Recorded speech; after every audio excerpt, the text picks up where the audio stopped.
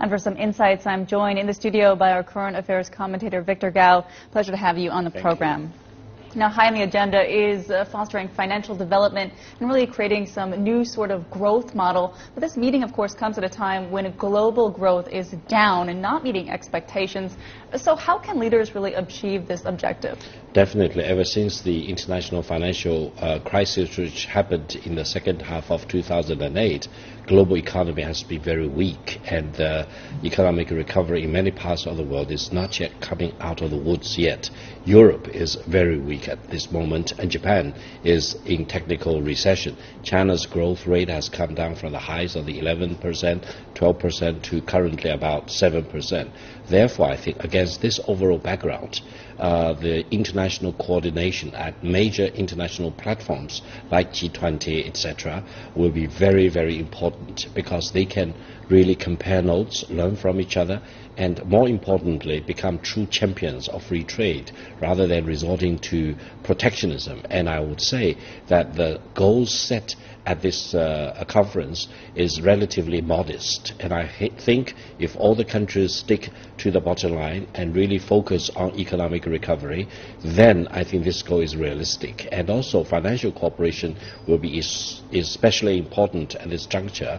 And the leaders at the platform have also called for true version of free trade. And I think this message needs to be put into implementation right away in the coming weeks and coming months. And this APEC meeting comes as China is trying to establish the FTAAP, and terms of the Trans-Pacific Partnership were released earlier this month. So what do all these trade agreements in the region mean for each other, really? How do they impact each other? Well, the APEC region is one of the most dynamic economic development zones in the world today. And for many years and decades, this region has been relatively stable and peaceful.